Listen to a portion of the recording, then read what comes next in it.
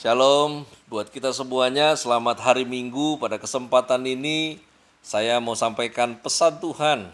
Ya, pernah sebelumnya saya sampaikan pesan Tuhan tentang berlaku adil.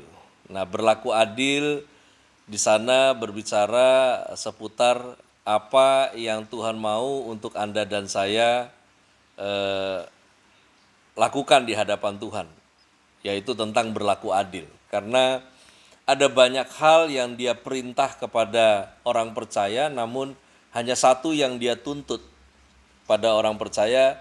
Di antara ada 3 hal yang dia tuntut, salah satunya adalah berlaku adil. Nah, pada kesempatan ini saya bukan mau sampaikan tentang berlaku adil. Pada kesempatan ini yang saya mau sampaikan adalah tentang memahami keadilan Tuhan itu sendiri.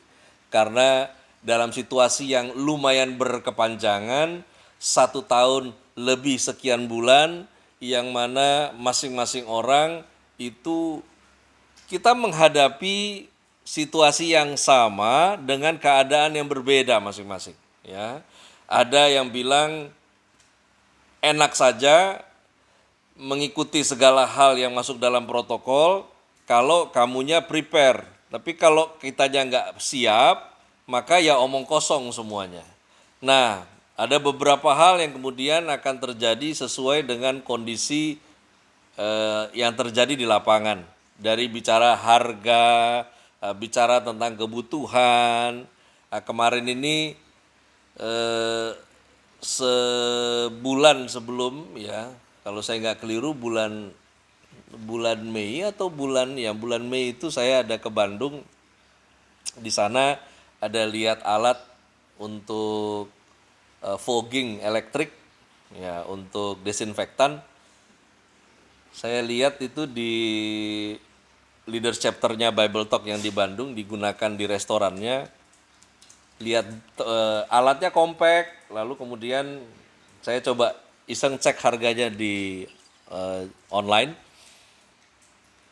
Harganya nggak mahal-mahal banget ya, sekitar 600.000, 700.000. Namun kondisi market dengan yang ada sekarang, dengan situasi tanggal sekian sampai tanggal sekian ada in situation ini, saya kemarin ini baru lihat lagi, teringat barang itu, coba mau beli, ya, sudah 2 juta dia harganya dari 600.000. Situasi berubah, lalu kemudian terjadilah saling menuntut rasa adil, ya, di mana antar manusia saling menuntut rasa adil itu. Saya juga mengikuti beberapa akun di Instagram, ya, salah satunya ada yang urban fakta gitu, melihat bagaimana satu sisi ditegakkan peraturannya, tapi di satu sisi juga kasihan. Ya, ada pagi-pagi di mana yang narik ojek online lagi sarapan pinggir jalan di warung, lalu kemudian mobil pemadam kebakaran lewat terus disiram gitu. Ya kalau mau dilihat latar belakangnya ya macam-macam, ya. Kenapa orang bisa sarapannya di luar nggak di dalam? Ya mungkin kemarin malam dia pulang duitnya nggak cukup buat sarapan. Nah baru tadi pagi narik baru cukup sarapannya. Tragis memang ya kalau mau bicara saling tuntut di antara manusia, nggak dapet kita memang hitungannya. Ya menarik adalah ketika ada pedagang jasa yang kemudian dipaksa tutup, ya dipaksa tutup, dan ini mungkin pemerintah lupa memasukkan ini kepada faktor apa itu istilahnya, esensial, ya esensial, ya kan ada perbankan dan lain sebagainya. Dan ketika saya lihat di sosial media itu, salah satu yang lupa masuk itu tambal ban gitu, ya, karena tambal ban nggak bisa online, ya. Gimana mau nambal ban motor kalau ban mobil kalau online gitu. Dan itu ya itu pernak-pernik dinamikanya. Nah, namun makin ke sini, makin hari-hari sekarang ini makin semuanya merasa diperlakukan tidak adil. Ya. Jadi pada kesempatan ini saya bukan mau sampaikan tentang berlaku adil, tetapi bagaimana rasa diperlakukan. Ya. Nah karena itu memahami keadaan ini nggak menjadi lebih penting ketimbang kita memahami keadilan Tuhan itu sendiri. Yesaya 30 ayatnya ke-18 di sana tertulis demikian. Sebab itu Tuhan menanti-nantikan saatnya hendak menunjukkan kasih-Nya kepada kamu. Sebab itu Ia bangkit hendak menyayangi kamu. Sebab Tuhan adalah Allah yang adil. Berbahagialah semua orang yang menanti-nantikan Dia. Yesaya 30 dengan Yesaya 40 itu memiliki kesamaan dari istilah menanti-nantikan, di mana kata menanti-nantikan di Yesaya 40 dan Yesaya 30 itu menggunakan kata kafa yang artinya terikat, mengikat diri, saling terikat. Ya, di Yesaya 30 ayat 18 di sana tertulis, sebab itu Tuhan mengikat dirinya kepada umatnya ya, dengan tujuan mengiring umatnya untuk menunjukkan kasih-Nya.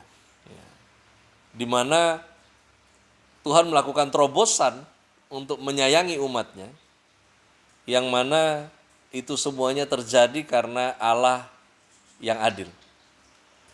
Dan berbahagia orang yang tidak hanya mengalami ikatan dari Tuhan, tetapi juga orang yang mengikat dirinya kepada Tuhan. At the end adalah Tuhan mau Anda dan saya bahagia. Dan kebahagiaan terkait dengan pemahaman mengenai keadilan Tuhan itu sendiri. Di mana Tuhan adalah Allah yang adil. Yang mana secara terminologi, adil itu bermakna di mana Tuhan itu bebas dari diskriminasi. Ya. Tuhan itu bebas dari ketidakjujuran di dalam Beliau berlaku adil.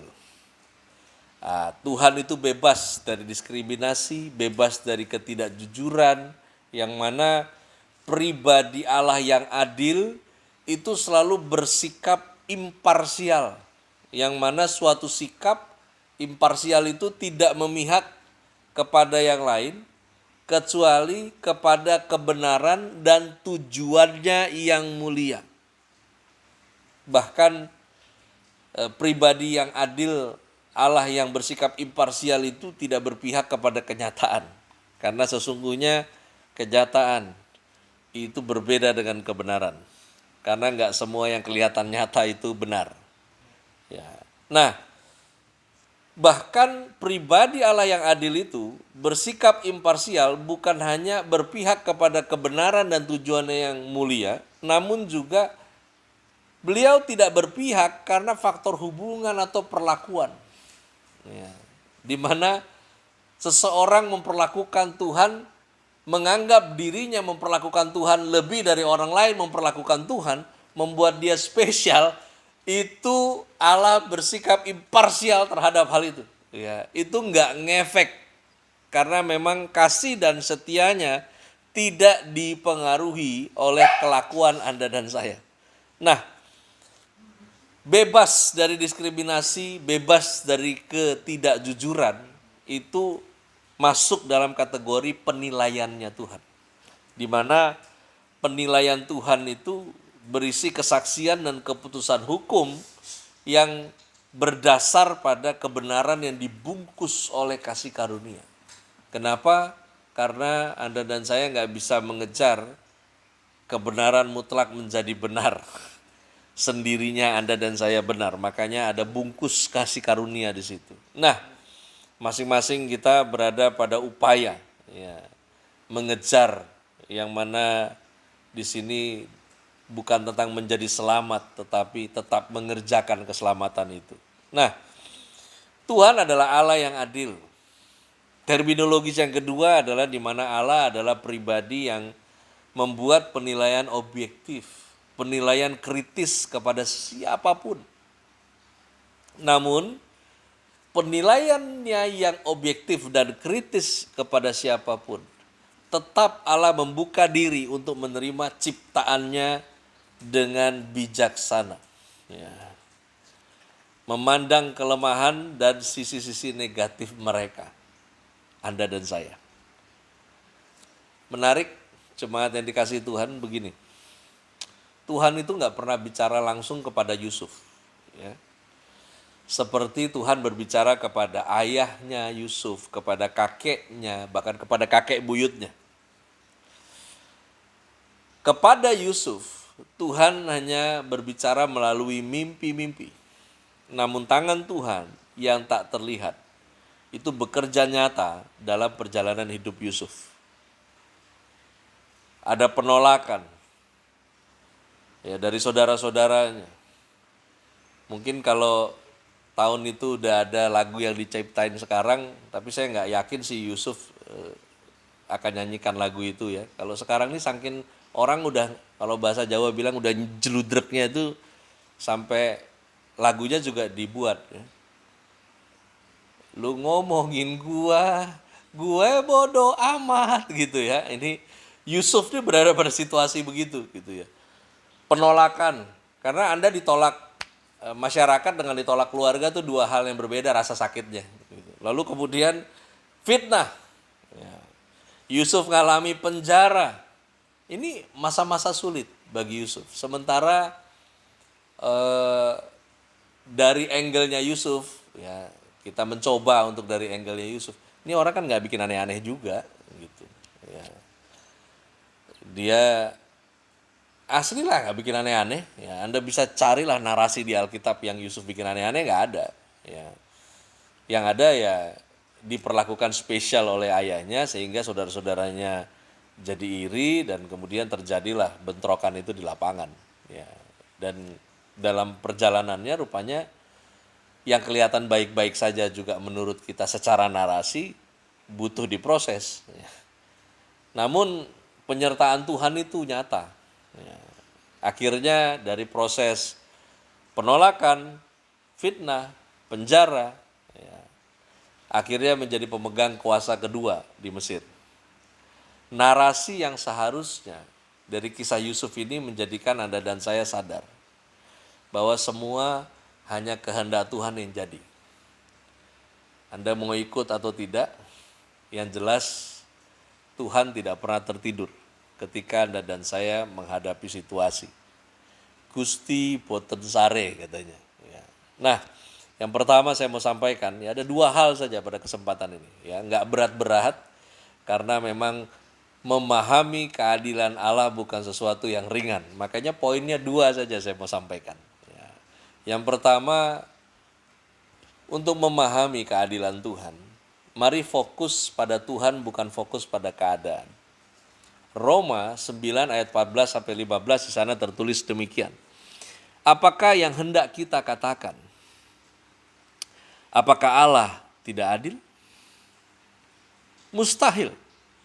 Sebab ia berfirman kepada Musa, aku akan menaruh belas kasihan kepada siapa aku mau menaruh belas kasihan.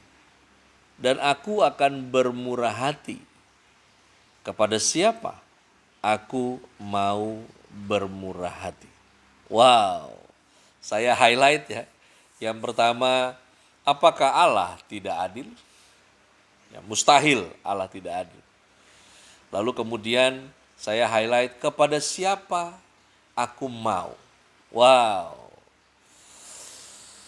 Fokus pada Tuhan bukan keadaan. Karena itu mari kejarlah hidup benar.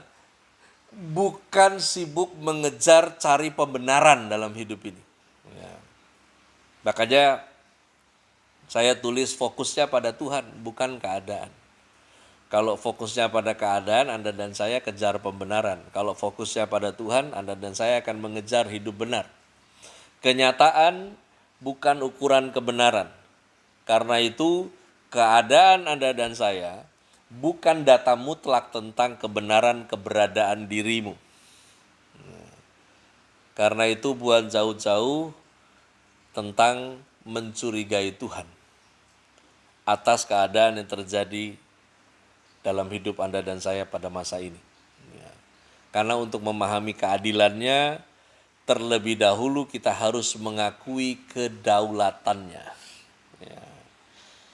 Catat baik, tanam itu di hati dan pikiran Anda dan saya. Kepada siapa aku mau, itu kata Tuhan. Ya. Karena kalau kita nggak ngakuin kedaulatannya, kita sulit memahami kehendaknya. Maka hidup ini terlalu banyak bertanya. Nanya terus kayak tamu. Yang lebih parah nanya kepada yang bukan punya jawaban. Ya. Karena dari awal kita tidak bangun pondasi tentang kedaulatan Allah yang kita harus percaya, kepada kedaulatan Allah yang Anda dan saya harus terima. Karena itu mari fokus pada Tuhan, bukan pada keadaan. Kenapa? Karena Dia yang berdaulat, tidak hanya atas Anda dan saya, tapi juga atas keadaan. Karena itu jangan tunduk pada keadaan, tapi mari tunduk pada Tuhan. Karena siapa yang tunduk pada Tuhan, keadaan apapun nggak bisa hancurkan Anda dan saya. Karena itu makin kita fokus pada Tuhan, makin kita memahami keadilannya. Karena hitung-hitungannya berbeda. Tuhan punya neraca yang berbeda dari cara berpikir Anda dan saya. Bahkan kau yang pernah berpikir berada pada level keintiman paling dalam bersama dengan Tuhan, ternyata kau juga belum mengerti banyak. Karena makin hari, makin kita alami, makin kita mengerti, makin direktori kita penuh tentang kebenaran-kebenaran yang kita gali tentang pribadi Allah itu sendiri, ternyata belum seberapa. Nah, yang kedua, bicara tentang fokus lagi. Dua hal fokus ini. Pada tujuan Tuhan yang mulia. Roma 9 ayat 18 sampai 21. Jadi ia menaruh belas kasihan kepada siapa yang dikehendakinya. Dan ia menegarkan hati siapa yang dikehendakinya. Sekarang kamu akan berkata kepadaku, jika demikian, apalagi yang masih disalahkannya? Sebab siapa yang menentang kehendaknya? Siapakah kamu, hai manusia? Maka kamu membantah Allah. Dapatkah yang dibentuk berkata kepada yang membentuknya, mengapakah engkau membentuk aku demikian? Apakah tukang periuk tidak mempunyai hak atas tanah liatnya? Untuk membuat dari gumpal yang sama suatu benda untuk dipakai guna tujuan yang mulia, dan suatu benda lain untuk dipakai guna tujuan yang biasa.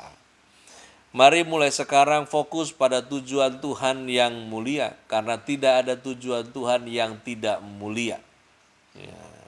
Karena itu jangan jadi tanah liat yang cerewet. Saya highlight dipakai guna tujuan yang mulia. Setiap kita masuk di dalam antrian untuk dipakai guna tujuan yang mulia. Dan ketika giliran Anda dan saya tiba, lebih baik melatih diri selaras dengan Tuhan. Dengan memahami, mengerti, menerima pada kedaulatannya. Dan fokus pada tujuan yang mulia. Merespon Tuhan dengan sikap hormat itu penting. Penting. Walaupun gak semua Anda paham dari keadaan yang Anda alami. Karena seringkali begini, kita coba untuk memaksa keadaan memproyeksikan pengenalan kita kepada Allah. Ini yang keliru. Ya. Karena semakin kita lakukan itu, semakin kita nggak ngerti, semakin kita nggak kenal dengan Tuhan yang kita sembah. Ya.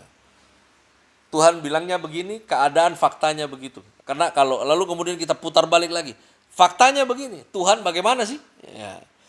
Tuhan punya bagaimana tidak sinkron dengan keadaan yang terjadi. Karena itu mari respon Tuhan dengan sikap hormat.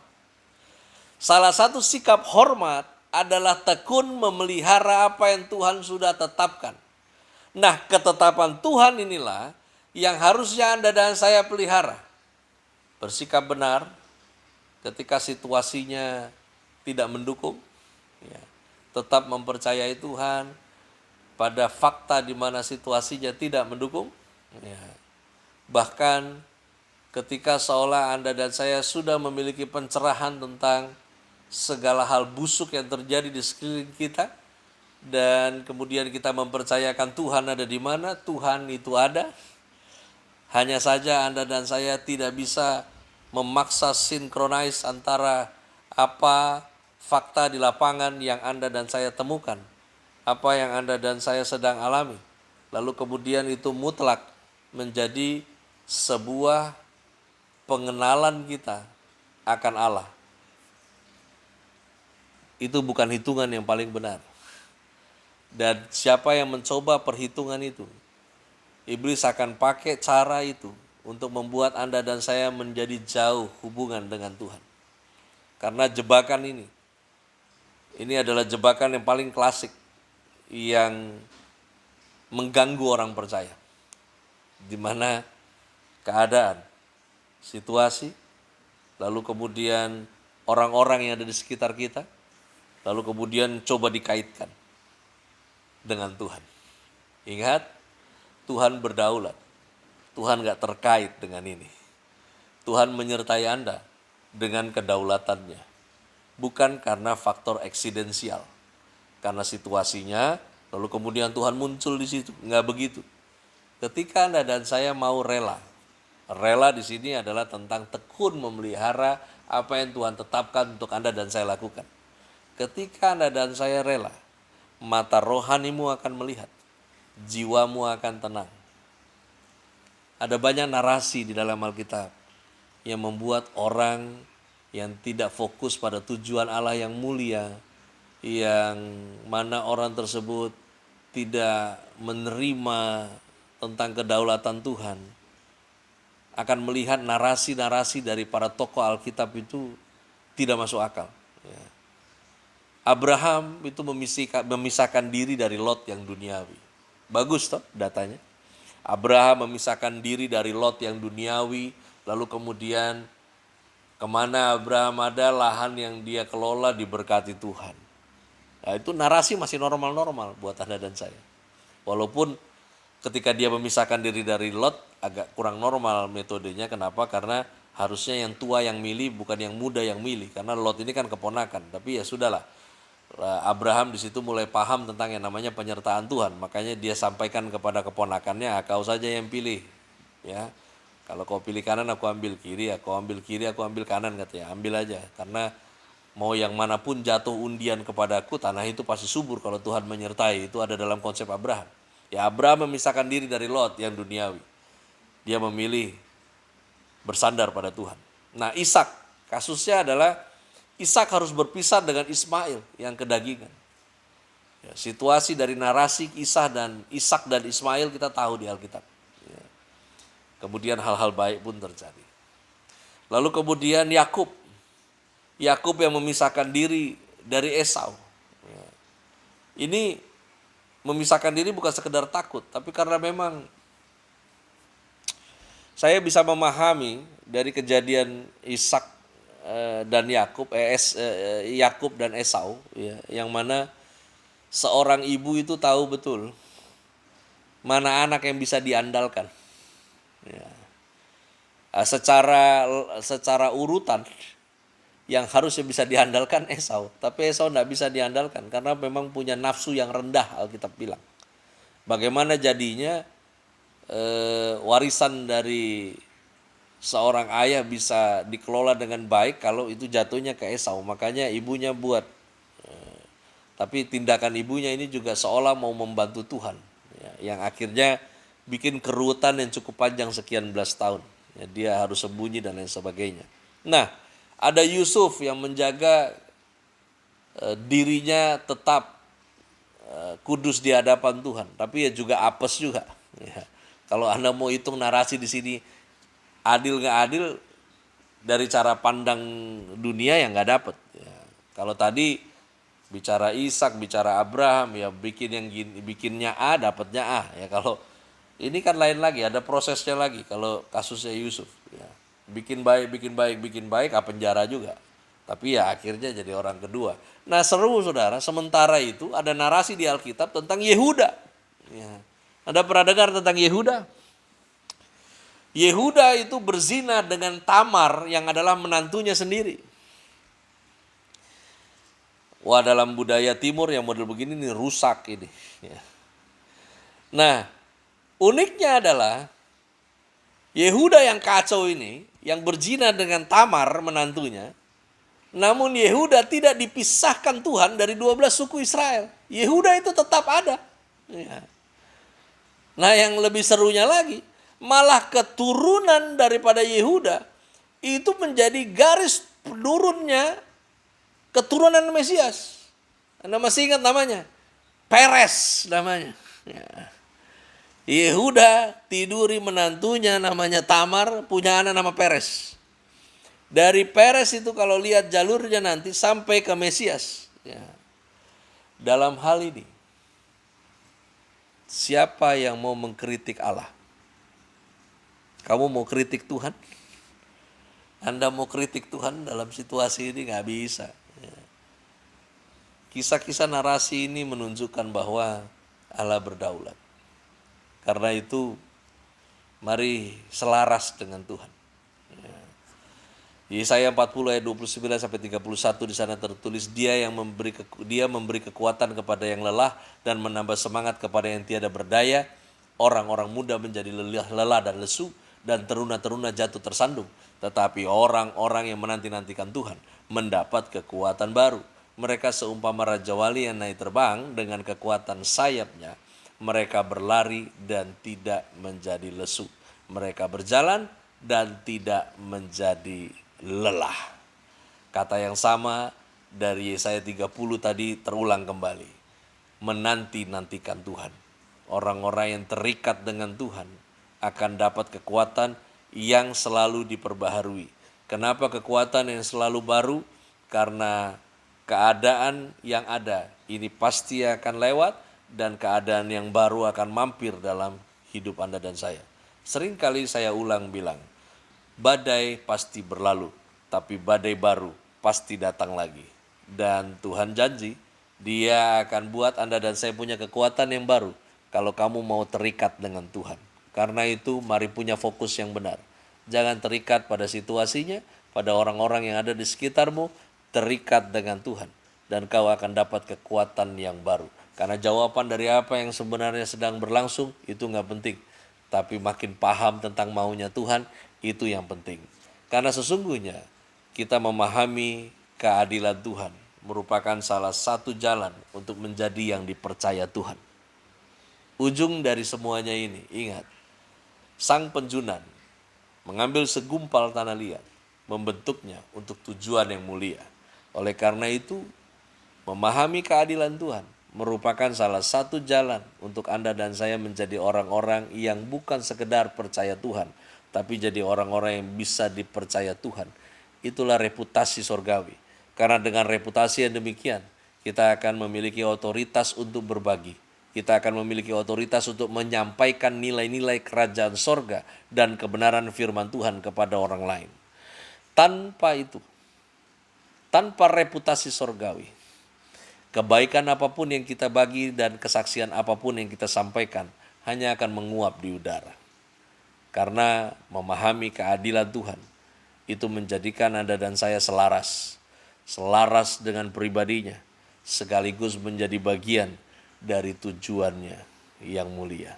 Tuhan Yesus memberkati kita.